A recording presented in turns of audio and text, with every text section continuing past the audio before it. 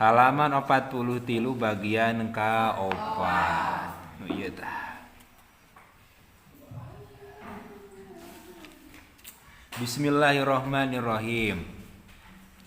Wa anna ahlas sunnati jeung saenyana golongan ahlus sunnah. Wal jamaati jeung jamaah. Wa ghairihim wa ghairuhum atop kana ahlanya.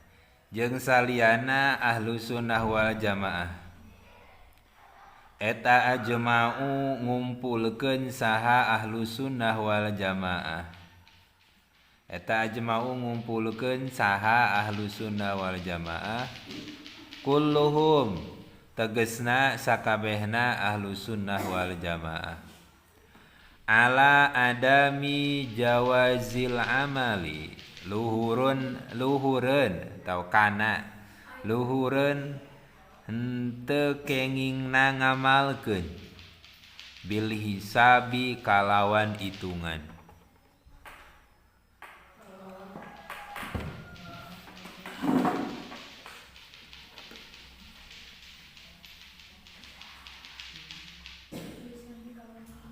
ya.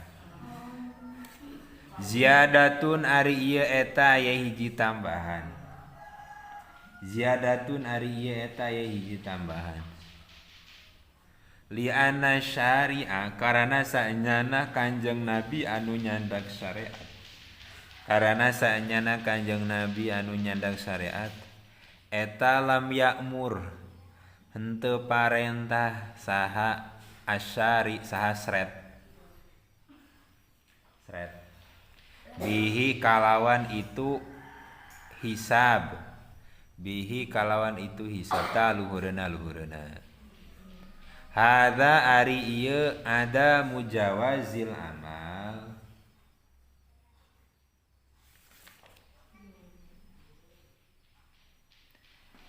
eta bin nisbati kalawan dibangsakeun lil umumi ka jalmi umum wa amma binisbati jeung anapun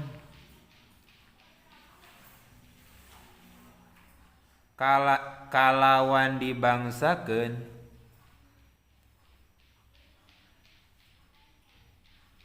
lil hasibi kajal nu ngitung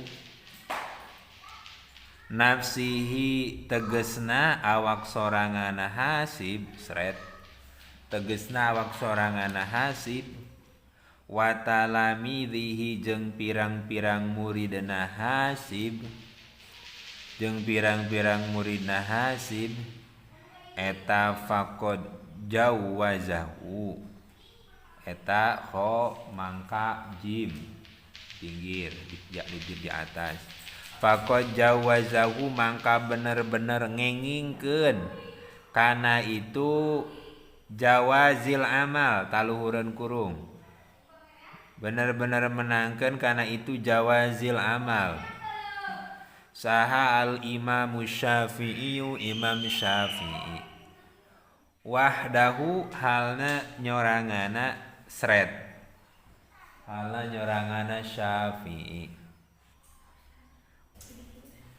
wa ma ghairuhu anapun ari liyana Syafi'i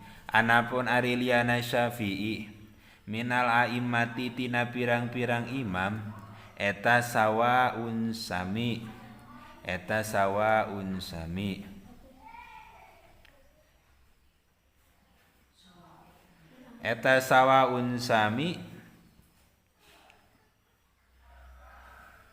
min ahli sunnati tina ahli sunnah eta sawaun sami min ahli sunnati tina ahli sunnah wal jamaati jeung jamaah wa ghairihim jeung liyana ahli sunnah wal jamaah faqalu mangka ngadawuh saha ghairuhu taluhureuna bil man'i kalawan nyegah mutlakon kalawan mutlak ailil umumi tegesna pikeun anu umum kaf atawa lam lil umumi pikeun jalmi umum wal khususi jeung jalmi khusus.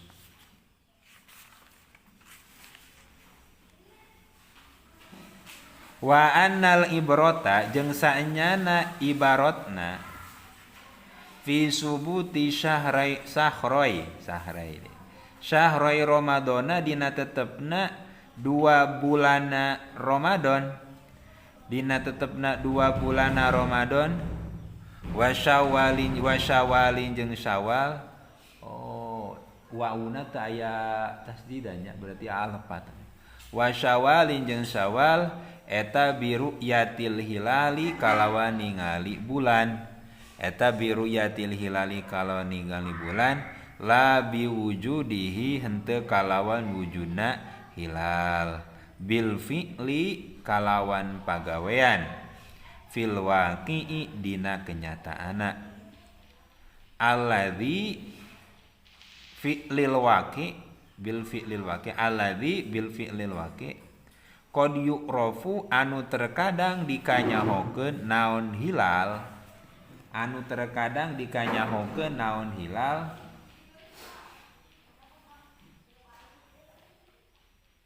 min tariqil hisabi tina jalan hisab. Hadhihin nataiju ari ieu pirang-pirang intisari al khamsu anu 5 eta maklumatun dikanyahokeun minatahqiqati tina pirang-pirang kenyataan al atiyati anu bakal datang. Wafil madhabi jeung kasebut din wafil madahibil arbaati jeung kasebut dina kitab madhahibil arbaah yasbutu tetep naon syahru ramadana bulan Ramadan bi ahadi amroini kalawan salah sahijina 2 perkara. Al awwalu ari anu awalna eta ru'yatu hilalihi ningali tanggalna Ramadan ningali bulan lain tanggal ningali bulana Ramadan idza kanat dina nalikana aya naon as-sama ulangit eta kholiyatan sepi mimma tina perkara yamna'u anu nyegah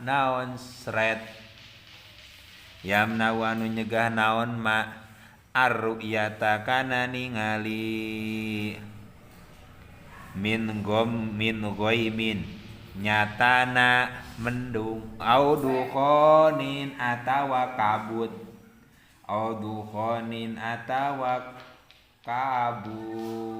kebul au gubarin atawa beledug au nahwiha atawa umpamana itu ghaimin ila akhirih atawa umpamana ghaimin ila akhirih. Asani ari anu kaduana eta ikmalu sya'bana nyampurnakeun bulan Sya'ban salasina kana 30 kanana mimfa naona yauman poena idza lam yakun dina nalikana henteu aya idza lam takun dina nalikana henteu aya naon asama ulangit eta kholiyatan sepi mimma tina perkara dzukira anu disebut naon ma liqaulihi karana dawuhna Kanjeng Nabi sallallahu alaihi wasallam liqauli karana dawuhna Kanjeng Nabi jimain titik Kanjeng Nabi karana teh ain karana dawuhna Kanjeng Nabi sumu kudu puasa anjeun sadaya kudu puasa anjeun sadaya liru yatihi karana ningali hilal liru yatihi karana ningali hilal hilal teh tuh di luhur tuh hilal nah hilal waftiru jeung kudu buka anjeun sadaya waftiru jeung kudu buka anjeun sadaya liru yatihi karana ningali hilal fa in gumma mangka lamun di mendungan kudu aya bahasa di mangka lamun di mendungan saha alaikum anjeun sadaya fa akmilu mangka kudu nyampurnakeun anjeun sadaya iddata sya'bana kana bilangana bulan Sa'ban salasina kana 30 rawahu ngariwayatkeun kana hadis sahal Bukhari Imam Bukhari an Abi Hurairah tati Abi Hurairah ziyadatun ari ieu eta aya hiji tambahan wa ma'nal hadisi ari maknana hadis eta anas sama asanyana langit eta idza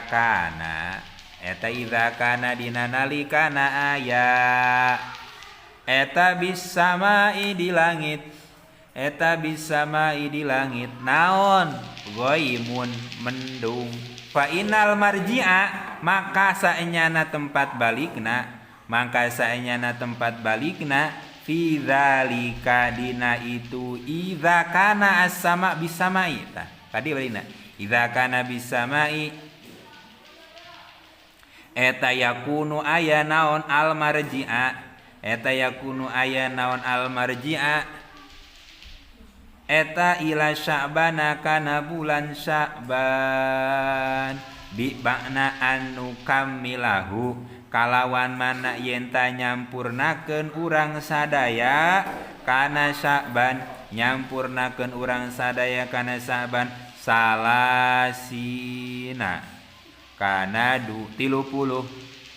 salasina kana 30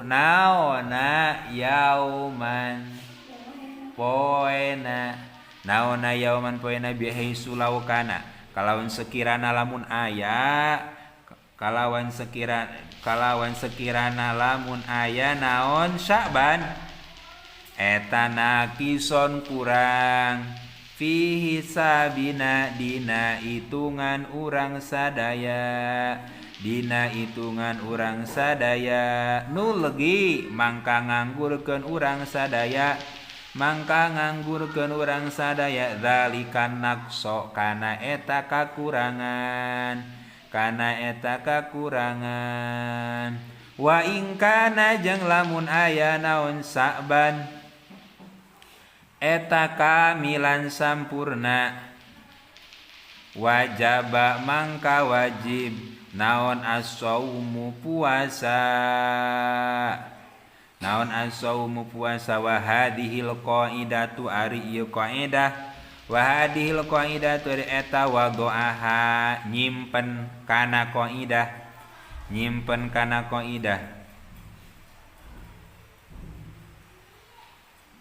saha syari'u kanjeng Nabi anu nyandak syariat alladzi syari maknana amaro anu parentah anuna make sod amaro anu parentah saha alladzi bisyami kalawan puasa fahuwa mangka ari syari atau alladzi eta sahibul haqqi kanjeng Nabi anu gaduh perkara hak ngagaduhan perkara hak al mutlaqi anu mutlak fi nasbil alamati dina masangkeun pirang-pirang ciri, dina masangkeun pirang-pirang ciri, alati alamat yuridu anu ngarepkeun saha syari, yuridu anu ngarepkeun saha syari kana alamat, anu ngarepkeun saha syari kana alamat. Tos keterangan ayeuna perhatikan heula. Tos halaman 43. Poin anu kaopat, penetapan bulan Ramadan dan bulan Syawal. Poinna kieu, sesungguhnya ahli sunnah wal jamaah dan golongan yang lainnya sepakat bahwasanya tidak boleh mengamalkan atau melakukan perhitungan hisab. Jadi pan urang masuk aya upami tanggal 1 bulan Ramadan pikeun tahun 2024 2025 geus aya dina tanggalan. Eta tidak boleh memutuskan seperti itu. Tidak boleh ya. Tekenging ngagunakeun metode hisab. Sanajan geus canggih. Itu tidak boleh. Ya. Atuh nah geuning aya dina tanggalana keun wae, tapi engke ketika penetapan tanggal 1 tetap kudu make metode ru'yah. Katos. Ya. Ziyadatun di Kiai Musonef aya hiji tambahan. Li anna syari'a lam ya'mur bihi, karena Kanjeng Nabi henteu marentahkeun penetapan tanggal 1 Ramadan itu menggunakan metode hisab. Ari hisab mah metode perhitungan langsung, jadi can kaalaman ge geus aya dina tanggalan. Eta ngaranna metode hisab, dihitung ilmu falak sapertos kitu. Nah ieu Kanjeng Nabi henteu merintah sapertos kitu, tapi tetap ru'yah. Wa hadza binisbati lil umum, pikeun jalma anu umum. Tapi upami pikeun jalmi anu khusus mah, jalma khusus teh saha? Jalmi nu bisa hitung-hitungan, tukang nyienan kalender, bisa ngitung ilmu falak engke kapendak tanggal hiji bulan Ramadan tahun 2024 2025 kapendak. Eta mah kenging ngamalkeun. Pikeun saha? Hanya untuk diri sendiri. Jeung muridna. Itu. Eta Imam Syafi'i memperbolehkan lamun aya ahli hisab ilmu falak menggunakan ilmu itu geus katebak hitung-hitungan tanggal 1 Ramadan eta mah mangga puasa pikeun anjeunna jeung muridna. Cek Imam Syafi'i boleh eta mah, tapi pikeun anjeunna wungkul teu kenging dibiwarakeun kana sanesna. Tidak boleh diumumkan kepada orang lain, hanya untuk pribadinya dan muridnya saja. Itu menurut Imam Syafi'i. Adapun menurut selain Imam Syafi'i, baik golongan Ahlus Sunnah wal Jamaah dan yang lainnya tetap tidak boleh secara mutlak. Mau orang tersebut itu bisa dalam hitungan ilmu hisabna, ilmu falakna, itu tetap harus menggunakan metode ru'yah. Engke bisa. Poin nomor 5 halaman 44. Wa annal ibrata fi subuti syahr Ramadan wa Syawalin bi ru'yatil hilal bi wujudihi bil fi'li fil waqil ladzi qad yurafu min tariqil hisab. Yang dijadikan pegangan, nu jadikan ibarat adalah penetapan tanggal 1 bulan Ramadan jeung Syawal eta teh bi ru'yatil hilal, dengan melihat rembulan. Bukan kok urang teh ngitung engke da bakal kapendak, misalkan ayeuna tanggal hiji engke tanggal hiji bulan ieu teh geus kapendak deui, bukan seperti itu. Da emang dina hadisna bahasana ru'yatul hilal. Lain cenah hitunganna tanggal, da hitungan tanggal mah geus puguh. Contoh ayeuna tanggal 9.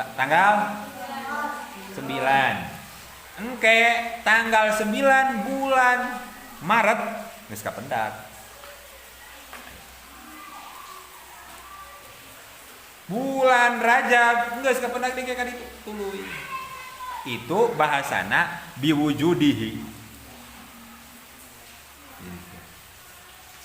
Lain ku gara-gara ngitung tanggal lain da dina hadisna ge bahasana li ru'yatil hilal, kedah ningali tanggal, lain ngitung tanggal, lain ngitung bulan, tapi kedah ningali lembulan.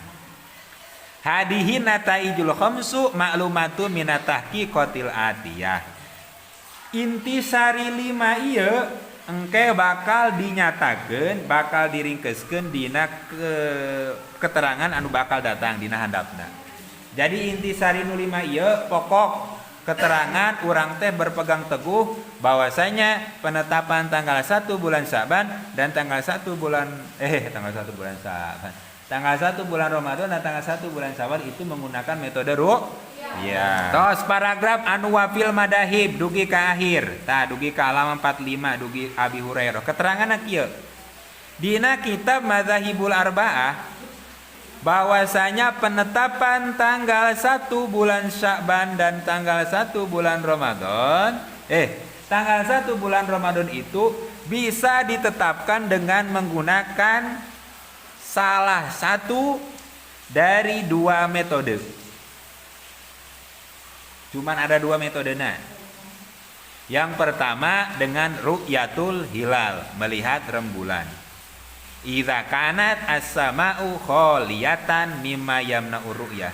Ketika rembulan itu tidak terhalang oleh mendung, oleh kabut dan lain sebagainya. Itu maka ru'yatul hilal. Pertama, jadi tekenging nyampurnakeun bulan Saban heula samemeh ru'yatul hilal teu bisa. Jadi ru'yatul hilal teh kudu heula.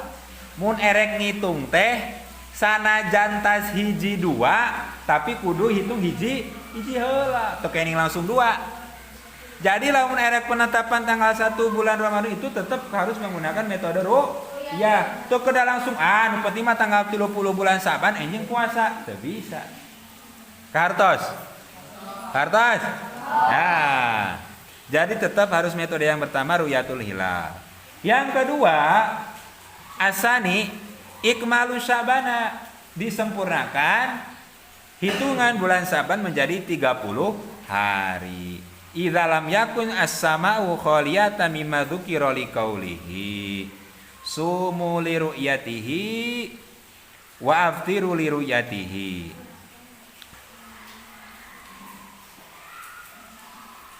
Ketika langitnya terhalang, maka sempurnakan menjadi 30 hari sesuai dengan hadis Nabi yang diriwayatkan oleh Imam Bukhari. Hadis sahih bahwasanya sumu li ru'yatihi, puasalah kamu karena melihat rembulan, wa aftiru, dan berbukalah. Berbuka teh maksudna bulan Syawal gitu.